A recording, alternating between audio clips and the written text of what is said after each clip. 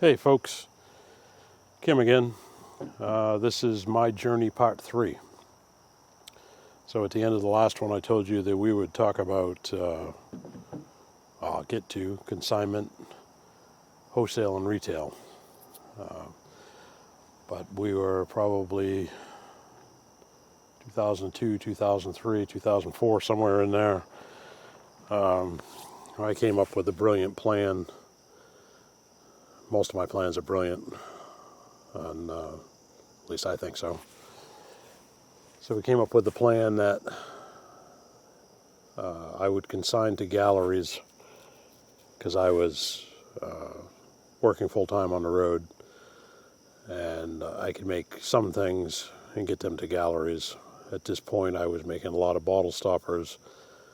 I was making lots and lots of pens, and had branched out into pepper mills and bowls and all of that stuff. I was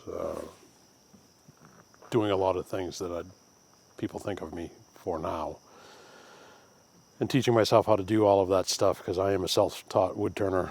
I've only taken a couple classes, and so I thought it would be good to consign. Learned right away that consignment, not for everybody. You really have to know who you're consigning to. So a consignment is generally 60% of the retail price goes to the artisan, 40% of the retail price goes to the store or the gallery. I don't know about fine art. That's not what I do. So most of what I do would be considered craft. So craft, C-R-A-F-T, not crap, C-R-A-P, just to make sure my main accent doesn't come through wrong. So I was consigning to different places, and I got burned a couple times. I had sent some stuff off that I couldn't easily get to the place, and they send your stuff, your money to you. They're supposed to be the month after it sells. One of the places never sent me anything, and only because they thought I was taking a trip past them, which is what I had told them, that I get my product back, and wrote it off in my mind as a learning experience. So then I set it up in my own head that I wouldn't go more than probably 3 to 4 hours. So what would take me one day, if I went 4 hours out and 4 hours back, that would be a day. So that's what I set up around myself, and just went, okay, I'm going to work within this region, which was basically Rhode Island, part of Connecticut, like out to Hartford, and all of New Hampshire, all of Maine. And that worked okay for me. And then, as I said earlier, my brilliant plan, because the consignment wasn't a brilliant plan, the consignment was the way that I thought I had to go. So my brilliant plan was that I would buy shares into galleries. And if I had 10 galleries that I was a partial owner in, then I figured that would give me a full-time income, and between what I would sell and what the gallery overall would sell, and my share would come back to me each month. And the galleries were set up on consignment, and everything was going pretty well. We couldn't make the gallery that was in Rutland, Vermont, make money. And then one of the people who had come in with us as a shareholder was the person who had done all of the research, had all of the paperwork and everything, all of the data back then that we needed. And turns out they faked the data. And that right there told me that that wasn't the avenue for me. I wasn't going to be a gallery owner if I couldn't trust the other gallery owners or shareholders. So instead of 10 galleries carrying my work that I owned or owned part of, I had 2 of them at that point in time and said, okay, I'm not going to be a stakeholder anymore. I am going to go about this differently. So then I started doing wholesale shows. My first wholesale show was a New England Product Trade Show, which it was a learning experience, a huge learning experience. First time ever doing it. And the show was actually set up in 2 different buildings. One was a fine building, but it was where the food was. And we were actually set up on the ice of an ice rink. They had covered the ice with plywood and then put a like AstroTurf type thing over the top of that.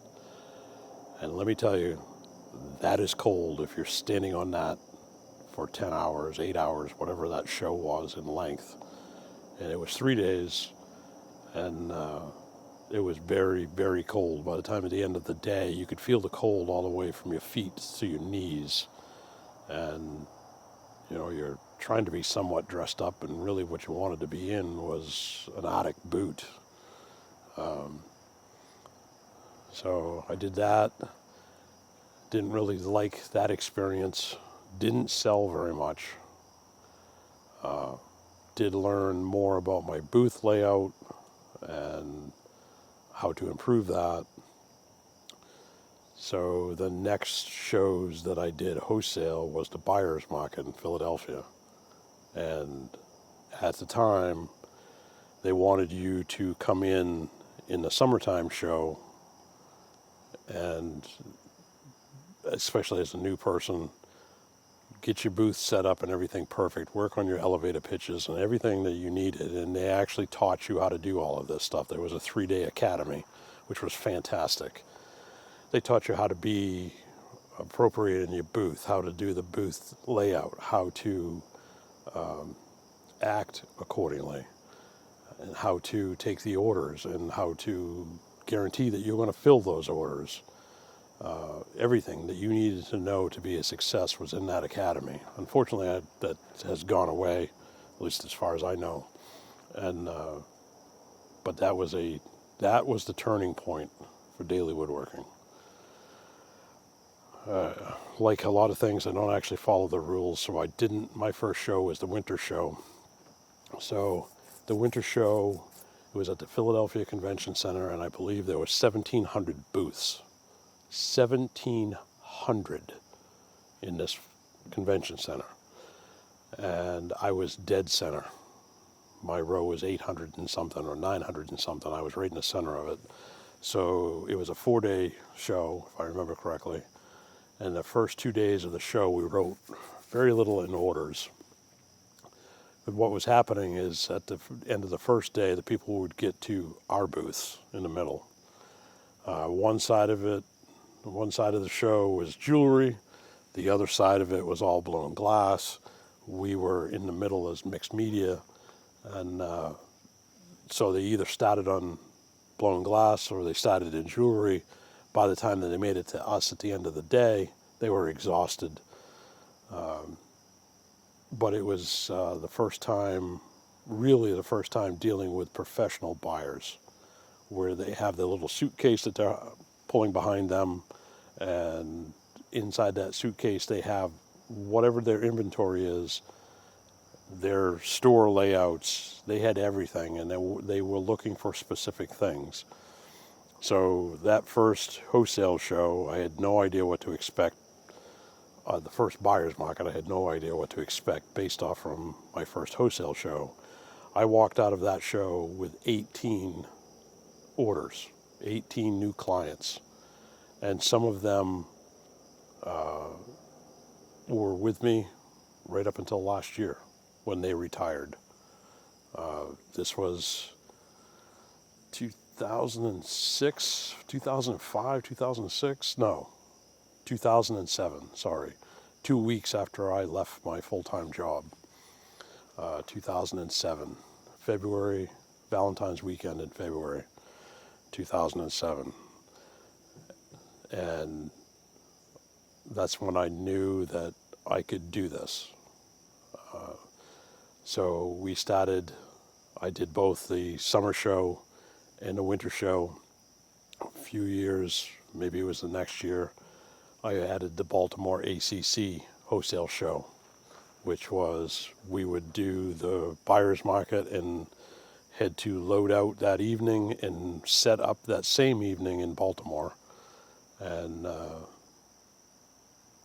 so we were doing quite well as far as picking up accounts, holding on to accounts. This was back when everything was 30-day, where you actually had to check people's credit. It was also back in the age of, and some of you will remember this, a knuckle buster, when you had to run a credit card.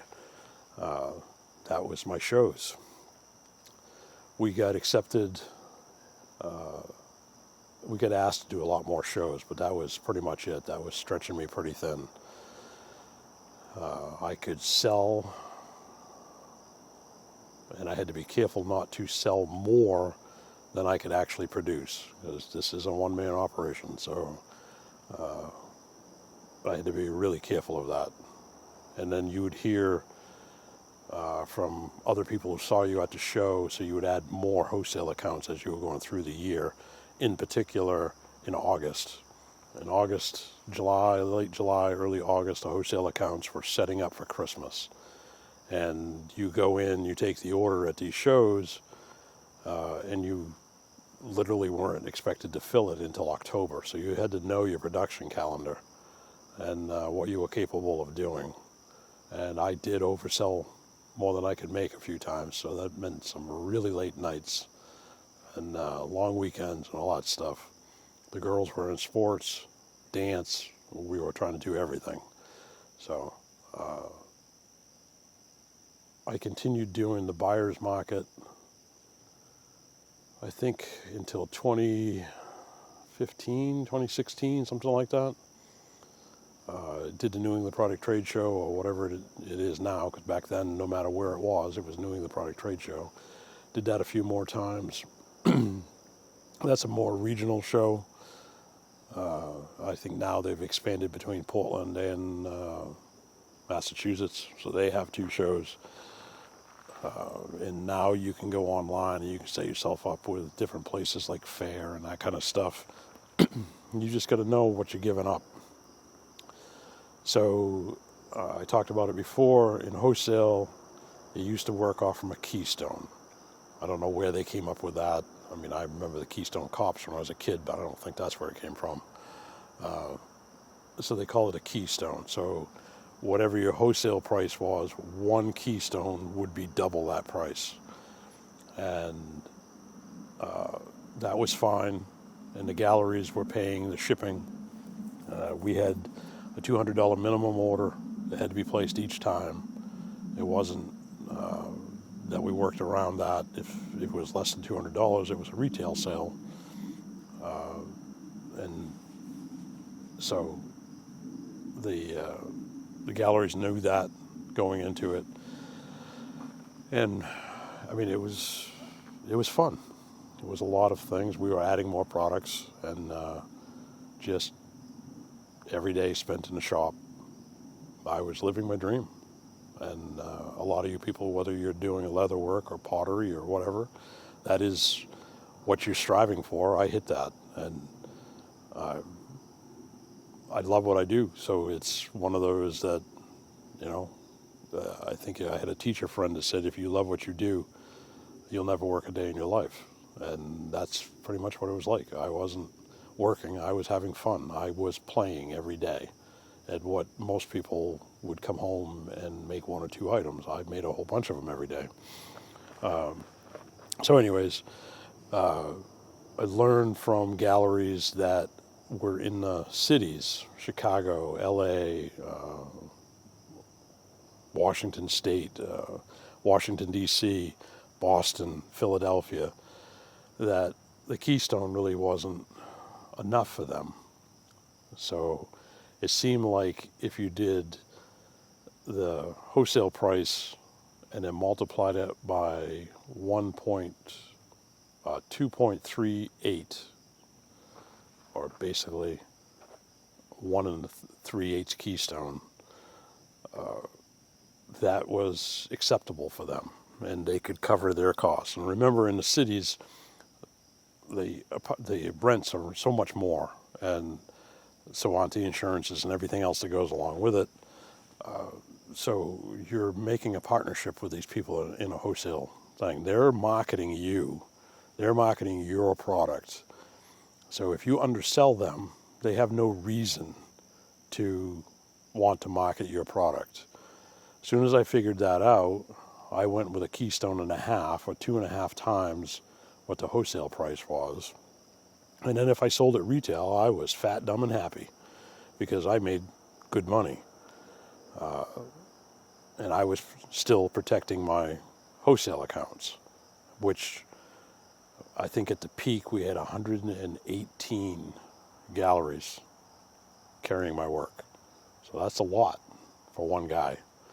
And, we were churning out, like the T-handle that you just saw me turn, was making close to 1,000 of those a year, maybe more. I know some years we did more than 1,000. I was making a whole bunch of bowls. I was making probably 200 pepper mills and 500 bowls, and probably between 400 and 500 pens a year. And people sit there and go, well, how can you do that? Well, you do that because you get fast at it. You turn out a good product and people want to buy it, so you do it because you have to. And again, I was having a blast. I was me and my dog in the shop, and that was our day. And so on the retail side of things, when I did the Keystone and a half on the wholesale, funny thing actually happened. I started selling more retail because my price point was there on the upper end where people were looking for a high quality product, which I've always made, and stand behind my product. So it's one of those that we hit the area of the market, or the level of the market that we wanted to be in. And those customers sustained what we were doing.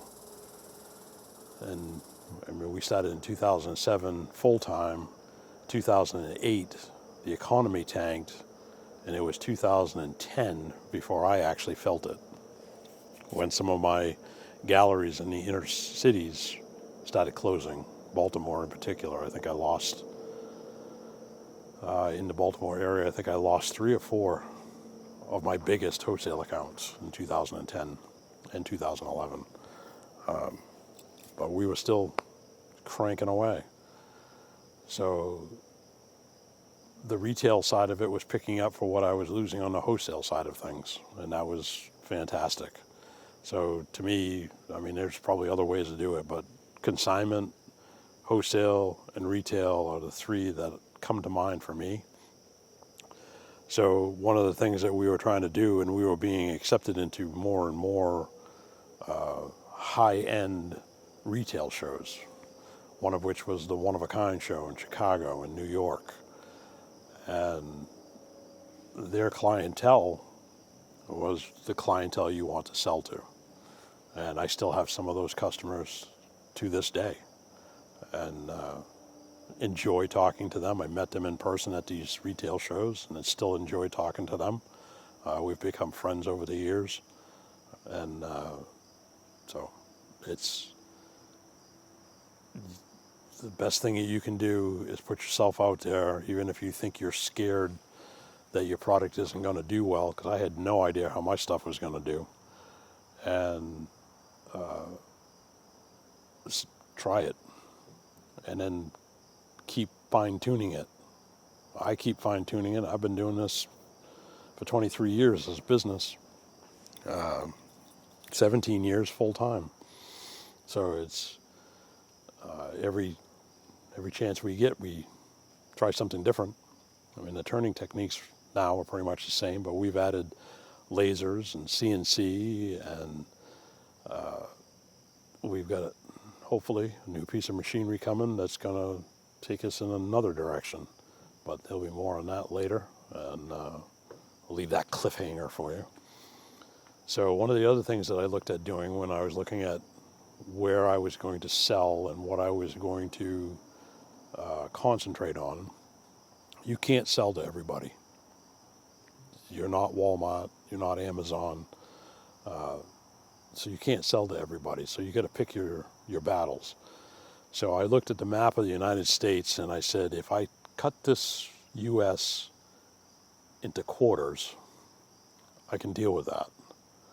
So my advertising, I cut the U.S. into quarters, and I said Chicago down to like St. Louis, somewhere in that area, over to Washington, D.C., all the way back up into Maine. That area was where I was going to concentrate my advertising. So we had quarter-page ads that I was taking out that were showing my mills, laminated mills at the time, or salad bowls, and those did quite well for us. And by dividing up the U.S., I could concentrate on that area. So that worked well for us on print advertising. I didn't want to take out ads everywhere, because as a one-person shop, you gotta make sure what's working is actually working, and not you're hoping it's working, but you don't really know. So we would make sure that if somebody called, we would ask them where they saw us or heard about us. Did they see us at a show? Was it an ad? If it was a gallery that was calling, did you see us at a show? I don't know if this magazine still exists, but there used to be one called Niche Magazine, and that was a wholesale catalog, and we'd take out a quarter-page ad in that, and every time that those ads would come out, I would see a spike in sales. So it's one of those things that you get to control. Social media comes along, and yeah, it's a great thing to be involved in. Unfortunately, we don't own our pages, social media, so whatever the platform is can decide that they don't like what you've said and take you down. So go with the things that you own. I own my website. You can't take it away from me. I own my newsletter. Again, you can't take that away. So work those things. Work, if you're going to do print ads, make sure what you're doing is in a magazine or something that is actually, you're controlling it, and you hope that you're getting the exposure. And you can definitely ask for magazines. You can ask them who their clientele is. They're really good at knowing where everything is going, and what is the salary for the household that they're selling or shipping their magazine into, that kind of thing. So you know if you're selling to the right clientele or not. I mean, it wouldn't do me any good to set up at a flea market with a $150 pepper mill. If at the end of the, however long the flea market was, if I sold one, that would be considered, quite honestly, a miracle. But you have to strike that person's fancy. But if you go into their home or their doctor's office in a magazine, and they can see it, they can think about it, they can go online, they can read about it. Like I said before in I think it was part 2, 7 touches before you're going to sell a product. Unless it's an impulse buy, and the more expensive it is, the less it's an impulse buy, then you have to put the work in. So if you're going to put an ad in a magazine, make sure where you're sending them to, which should be your website, and make sure that it is all set up, there's no problems with it going down, and that you have all of the information and all of the pretty pictures that they need to be able to make that purchase, to help them. They want to support you, so you got to help them out. So I don't know how long I've been talking. It seems like it's been long enough. My wife says that I can talk forever, and Probably true, especially telling stories. So I'm going to cut it off here, and I'll be back next week, week number 4. I do appreciate you guys coming by, watching this. I know that we've picked up a few new subscribers to the YouTube channel, and I'll be doing that next. But I just want to say I appreciate everybody being here, watching us, watching me, and thanks for stopping by. Thanks for spending your time with me. Now, to me in the office. Magic of YouTube, we're now in the office. So what we're looking at right now is just a recap of last week from July 21 to 27th, what I talked about last week. You can see that I had 680 views, 43.4 watch hours, and I picked up 3 subscribers. And again, thank you for that. And the last 7 days, we now have 978 views, which the green arrow means we're headed in the right direction. 52.4 watch hours, and again, green arrow means we're headed in the right direction. And we picked up 7 subscribers. And we put up 2 videos. Actually, it should be 3. Because it should have been one on the 28th. But I did the video for turning the product, making the product, and split that into 2 because it was 40-something minutes long. So I split it into 2, make it a little bit easier. So that's where we're at this week. Everything's positive and headed in the right direction slowly, but we're gaining momentum. And I appreciate everybody being here. Thank you for watching. And hopefully this is helping somebody out there. Maybe not the analytics, but the journey may be helping people. And until next time, thanks for watching.